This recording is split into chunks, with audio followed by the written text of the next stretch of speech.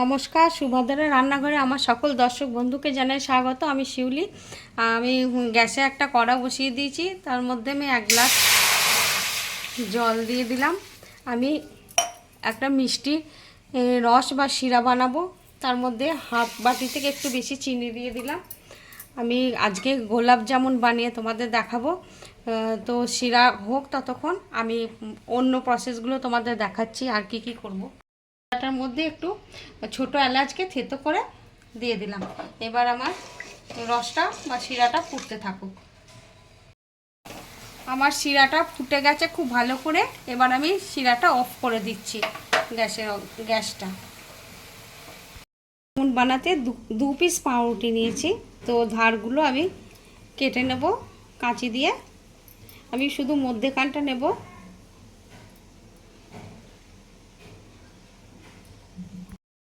আমি ব্রেড দুটো ভিজিয়ে নেওয়ার জন্য সামান্য অল্প জল দিয়ে দিচ্ছি। ব্যাস, আর জল লাগবে না আমার। এবারে আমি এটা ভালো করে চটকে নেব। এবার গুঁড়ো পাউডার, মিল্ক পাউডার মানে দুধ মেশাচ্ছি। এবারে ভালো করে চটকে নেব। আমি একটু ঘি দিয়ে দিচ্ছি অল্প পরিমাণে, পাউডার দিয়ে দিচ্ছি।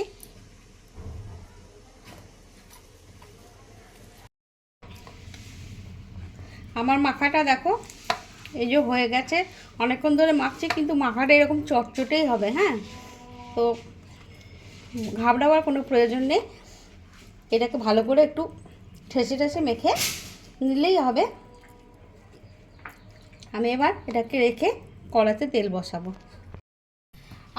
আমি কড়া বসিয়ে দিয়েছি, কড়াতে তেল দিয়ে দিয়েছি। তেলটা গরম হয়ে গেছে। এবার আমি এগুলো লেচির মতন করে নিয়েছি, ঠুসে ঠুসে মেখে হাতে না দেখো ঘি লাগিয়ে নিয়েছি ভালো করে।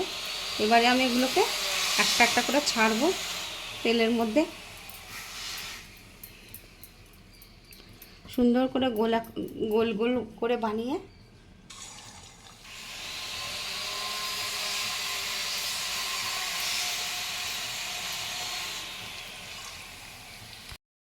আমার ভাজা শুরু হয়ে গেছে। দেখো এটা কালার এসে গেছে একদম।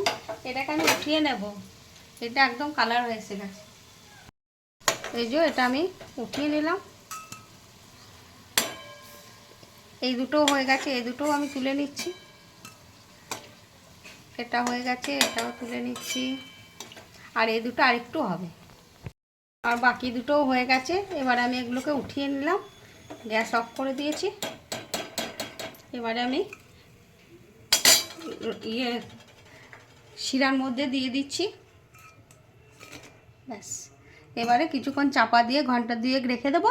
তারপরে আমি তোমাদের দেখাবো কীরকম হয়েছে। আমার গোলাপ জামুন রেডি এবং সার্ভ করে দিয়েছি। দেখো অসম্ভব সুন্দর হয়েছে, নরম তুলতুলে হয়েছে এবং ফুলে খুব বড় বড় হয়ে গেছে।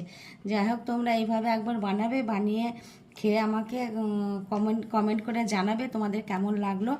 আর তোমরা সবাই ভালো থাকবে, সুস্থ থাকবে। তোমাদেরকে আমি একটা কেটে দেখাচ্ছি। এই দেখো,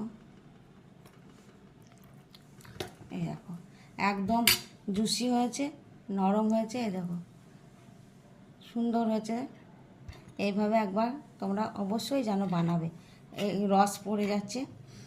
যাই হোক, তোমরা সবাই ভালো থাকবে, সুস্থ থাকবে। তোমাদেরকে সকলকে অসংখ্য ধন্যবাদ, নমস্কার, অনেক অনেক ভালোবাসা।